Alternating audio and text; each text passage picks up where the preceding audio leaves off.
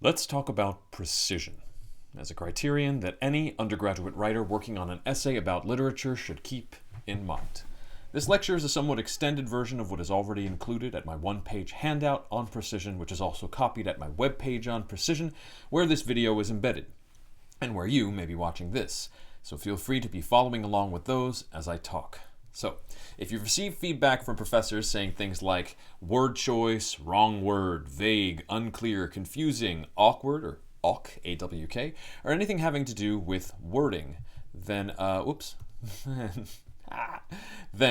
is a criterion that likely requires your attention. The scholarly writer's job is to express ideas in words, so that as many academic readers as possible can understand those ideas as fully as possible. That is, understand those ideas as similarly as possible to the way that the writer understands them. Since a scholarly writer can't just simplify their ideas, the whole point of academic writing is to communicate complex ideas. Precise wording, straightforward style, and focused argumentation are the best ways to reduce the misalignment. That is, the misalignment between the way you're thinking something and the way someone understands your explanation of that something. Ideally, the academic writer should never have to say, "What I meant by that was," because the written essay is such a fully clear, exacting expression of the complex ideas that it requires no further explanation than the first time you say it. You got to aim for that perfect alignment and choose every word with care so that you ensure that alignment. Even in the best writing, there is almost always a significant misalignment between what the writer means and what the reader receives. But the scholarly writer's job is to reduce the misalignment between what is explained and what is understood as much as possible. I'll share a playful example of what I mean. Right? Even after I had read her multiple books before bed, my oldest daughter still insists on listening every night to recordings of stories while she falls asleep. An old favorite of hers is the Snoozecast podcast version of Jack and the Beanstalk, for what it's worth. I've had to listen to this recording of Jack and the Beanstalk on Snoozecast hundreds of times, over and over. It's a 30-minute recording, so I know it very well, because that's what being a dad is. So V, who reads this, right, the speaker names herself V, is quite a skilled reader, right? She does this for a living. But it is safe to assume that the nature of her work and the demand for continually updated list of bedtime readings requires V to get through each story she does in as few takes as possible. So as a result, I have found that V demonstrates the act of reading in its raw and true form. This is not like an ad for Snoozecast, though it does help my daughter fall asleep.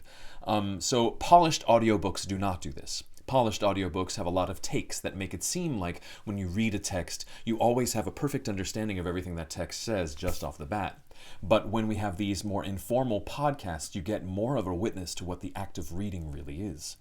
So for Jack and the Beanstalk, right, Snoozecast uses the Catherine Pyle version of the tale in the public domain. And here's how she reads part of it. So this is the story she's reading, and this is how she reads it aloud.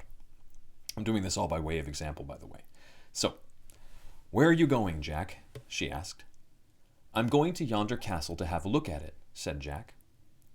"That is well," said the lady, "only you must be careful how you poke about there, for that castle belongs to a very fierce and rich and terrible giant. And now I will tell you something. All the riches he has used to belong to your father. The giant stole them from him, so if you can fetch anything away with you, it will be a right and fair thing." Did you hear what happened? Other than my own slip-ups, of course. When V reads it, she says, "All the riches he has used to belong to your father." Clearly, Catherine Pyle means her to understand, all the riches he has used to belong to your father. Notice the difference again. V reads, "All the riches he has used to belong to your father," which doesn't actually make sense. Pyle means, all the riches he has used to belong to your father. And Pyle is not at all grammatically incorrect here. She is adhering reasonably enough to a late 19th century standard for punctuation, at least, especially for informal dialogue in a children's story, but my point is that the error is still on Pyle as a writer. While her grammar is technically correct, she has not paid close enough attention to the fact that the words has and used, because they can both be auxiliary verbs, which signify tense, right? He has gone, he used to go, right? It has belonged, it used to belong, right? Because those two verbs, has and used, have functions that are other than to have and to use, right? We can have a bit of confusion in the way this sentence reads when it has both of them next to each other, right? So she's expecting has to be helping used, has to be modifying the tense of used, when in actuality, used is modifying the tense of belong, right? So since we read from left to right, right, and since we're talking about riches, and riches get used as often as they get had, right, what happens here is that she has brought both of these verbs, has and used and belong, into a sentence in order without understanding that they can be imprecise in how they mean, thus causing an interruption in the reader's attention. The reader who is being cautious will do this. The reader who is being cautious will say, and now I will tell you something. All the riches he has used to belong to your father. Then the reader will stop and go, that doesn't make sense. All the riches he has used to belong to your... Oh, all the riches he has used to belong to your father, right? The cautious reader is going to do that. When the cautious reader does that, the cautious reader will go, oh, that's what Pyle meant by that. But even that cautious reader will have an interruption in the flow of attention that will feel awkward. The incautious reader, the reader who has to press on, like V has to, will just press on, leaving a gap in understanding, will have taken in all the riches he has used to belong to your father, which doesn't actually make sense, and have a nonsensical, imprecise sentence in the bank of how they understand the reading. Now, the reader for an undergraduate essay, and for really any scholarly essay, is the second type of reader, the type of reader who must press on for whatever reason. That means you must not only craft your sentences so that they are technically, grammatically correct, and so that they are clear. This is a clear sentence as far as writing goes, but you must choose a way of putting things that is as resistant to misreading, even a momentary minor misreading, as possible. Meaning is immediate. Prevent your reader from pausing or doubling back. The idea is that you have to aim for wording that isn't just correct, but aim for wording that your reader will be able to understand completely on the first read-through. I hope it's clear why this example explains what I mean. Again, this reading makes total sense. It's fine for a Jack and the Beanstalk reading, but the problem is the has and the used together, while they are both technically correct, the writer is not taking into account the fact that they also mean other things, and so that confusion might create in an incautious reader, even in a cautious reader, an interruption in attention. That's what I'm talking about in terms of precision of wording. You got to aim for wording that your reader will be able to understand completely on the first read-through. Every imprecision in wording, even the slightest, will weaken your argument proportionally. If your reader has to double back over any word or sentence in order to figure out what you meant to say was, you weaken your argument. Even if your reader only has to restart the sentence once or pause mid-sentence to understand what you mean, that is, by way, a sign of awkward wording, awk. Any brief interruption in the act of reading will compromise rhetorical momentum and logical direction. Missteps in tone, and especially in proofreading, will produce similar interruptions. So another nice example, actually, I was reading some excellent work by a student of mine, a graduate student of mine, who happens to be working on the construction of femininity in the medieval period. In this particular sentence, she's writing about cosmetics, medieval cosmetics, and she talks about the foundations of medieval cosmetics. Now, those of you who know anything about makeup know that foundation is also a term that refers to makeup. And so when she does so, it actually is a moment of confusion where you're like, the foundation. Oh, foundation, right? That moment should be fixed, right? You can't just use foundation to mean one thing when you're using it in a context that leads you to think it's meaning another. That creates a conceptual, brief, even if your reader goes, oh, foundations, right? That means your reader has paused, right? If you're talking about precise wording, you're trying to avoid that. To take the point further, resist ambiguity in your writing, even as you relish in others, right? The foundations point that I bring up is actually a really amusing pun, if you like amusing puns, if you're into that sort of thing, right? It's just that that kind of pun is out of place in a scholarly work, specifically a scholarly work about literature. Every word in the English language, as all literary scholars know, carries unstable ranges of denotations and connotations. The skilled writer manages those ranges and the reader's perception of those ranges of meaning strategically. If you're doing poetic and creative writing, the interplay among those meanings can produce richness, the richness of ambiguities that makes literature literature. But literary scholarship, whose purpose is to interpret and analyze ambiguities, must be especially careful to be as unambiguous as possible in its expression. It is by linking multiple words together strategically, that is, into a well-crafted sentence, that a writer can narrow the ranges of meaning likely to be perceived in each word.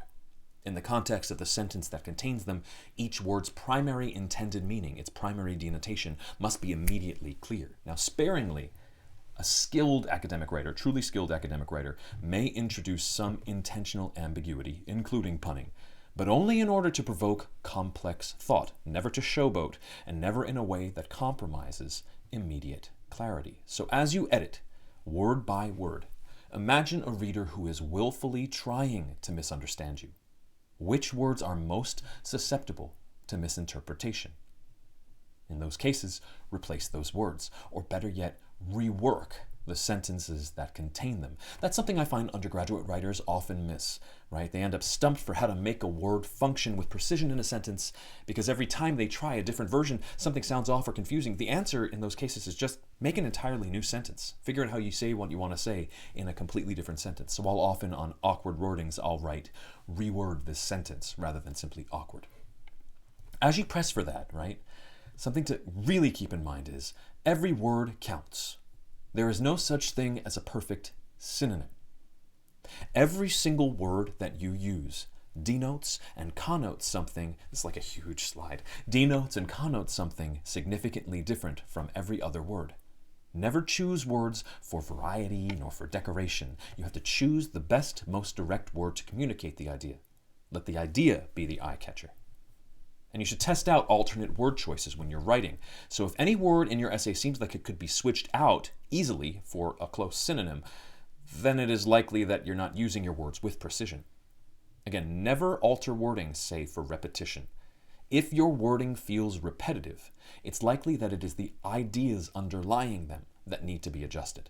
Switching out the word but not the idea will ruin your precision. I can't tell you how many students, when they find themselves, here's the slide, repeatedly using the same construction like as X writes here, as Matthew Sergi writes, or similar constructions in order to properly give their signal quotes, and signal quotes are always a good thing.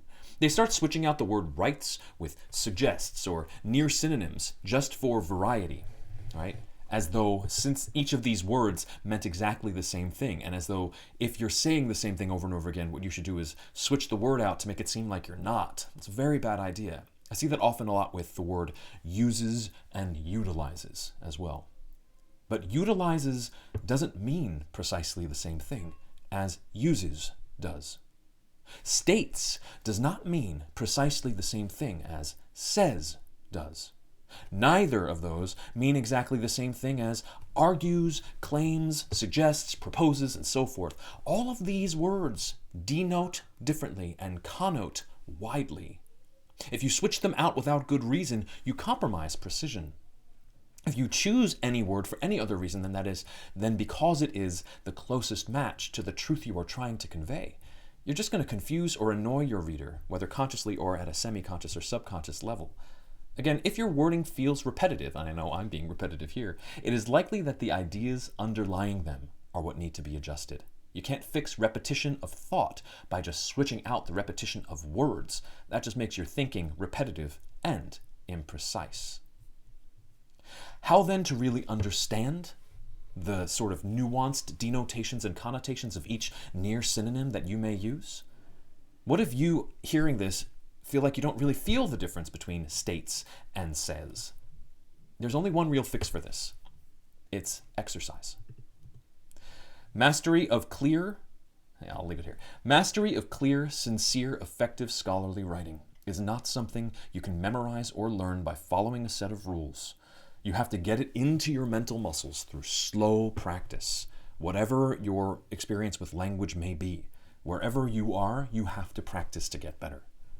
Preferably by facing the challenge, and the best way to practice actually is by facing the challenge of writing for a series of very learned but very different readers. That is, your professors, right? With varying expectations. Those of you who say, oh, one professor wants me to do this and one professor wants me to do this, so what am I supposed to do? That is the exercise. You're supposed to be writing to convince one person and then write to convince another person, even when they have different standards and different expectations. That's how you work the muscle. If you think of it not as learning a list of rules, but working a muscle, then you'll be in much better shape. I find that it is precision in particular as a criterion that benefits from the idea of slow, patient exercise. So to close this, I'm going to introduce some of the exercise you might try. First, you can hone your precision over time by reading professional-grade literary criticism, right? The ideas of professional-grade literary criticism and literary interpretation are usually so complex that the writer inevitably fails to use truly precise wording. Thus, you're going to have to double back and figure out what they meant by that, right? And as you do so, it will help you understand how to best avoid this phenomenon in your own work. This is a particularly interesting topic for those of us whose first language was not English, by the way. ELL, ESL, EFL students tend to have marked issues specifically with precision in wording, but they can also have superpowers in this regard. Because when you're coming at English from a defamiliarized position, not taking it for granted, it makes you better able to see it and study its nuances. Some of the best linguistic scholars I know are of English. Some of the best linguistic scholars of English that I know are non-native English speakers. You just have to think of it that way. Don't seek to match native speakers in precision. Don't seek to come off as a native speaker. Try to outdo native speakers. Actually, most native speakers of English are terrible at precision because we can't see or feel the nuances of what we take so much for granted. The literary scholar's job, of course, is to sort through nuances so you are well suited for the job if English is not your first language. Regardless, right, you can hone that skill, build that muscle by reading professional-grade literary criticism over time, slowly, because it will inevitably fail at precise wording. It will inevitably make you double back, and as you double back, if you do so consciously, you'll be better able to work your muscle and get better. Another thing to do, hone your precision over time by looking up unfamiliar words in the OED. That seems like a gimme, but while reading the good criticism or reading good writing, looking up unfamiliar words in the OED, not just any old online dictionary. Cheap, chintzy, free online dictionaries will give you a flattened sense of the nuanced connotations of a word. And when you read it in the OED, read slowly and with care. Don't just try to get the quick sum up. Develop your awareness of and your delight in the word's etymology, the word's various usages in different contexts, and the way the word is paired with prepositions. What else? This is the more controversial one. I hope you'll go with me. Try honing your precision over time by trying a text detox. Our habits of reading too much simplistic prose, that is, clickbait, etc., will likely weaken our skills at writing complexly over time, and certainly at writing precisely over time. You are what you eat. Social media is bad for you for a ton of reasons, and this is a big one of them. What if you challenged yourself just for a month, maybe just for 2 weeks, to remove bad writing, reductive writing, and simplistic writing from your everyday experience? What do you think it would do to your brain and your brain's idea of how language works? Now, it isn't easy. My own experience with text detoxes has involved a lot of frustration, embarrassing relapses, and sudden... Hold on. No, just kidding. I was looking at my phone, maybe you didn't see. That was a joke. But that's you end up looking at your phone and doom scrolling or whatever before you realize what it is you're doing. And slowly but surely you become more and more conscious of what your habits are. So my own experience with text detoxes has involved a lot of frustration, embarrassing relapses, sudden bursts of stress and anger, but oh, it has helped. For a good spur to pay attention to how your media consumption has affected or affects your brain, I recommend watching the Netflix documentary, The Social Dilemma. And then after that, I recommend turning off Netflix for a while too. What if you read a book to keep your mind occupied? That sounds patronizing, but if you could see how I've struggled with this myself to get my own face out of my damn phone, you'd see it is offered with humility and fully in earnest. Try it. Try detoxifying your media consumption, removing plainly bad or oversimplified writing from your daily diet, and then let me know how it goes. And maybe try being accountable to each other. Finally, use test readers. This is a big one. This is a fix both in the long term, it's a way to hone your precision, and it also is in the short term the most effective fix I know to try to make any given essay draft more precise in its wording. Have someone read your written work aloud to you before turning it in. Read it to you. If the reader stumbles at all, if your reader ever has to restart a sentence, even if it seems like an everyday stumble, it's likely that you've either had grammar issues or awkward or imprecise wording in that sentence, right? It's not true every time, but if you see your reader stumble, it's a flag to say, maybe there's something wrong here, let me take a look at it, even if it's semi-conscious, even if the person just has to go back quickly. This may also help if you read your written work aloud to someone else before turning it in. Whatever you do, whether it's you reading, sorry for the noise in the back, or someone reading to you, it's important to have another person actually physically present for this exercise. It does something in your brain that makes you register precision more precisely. All right, thanks.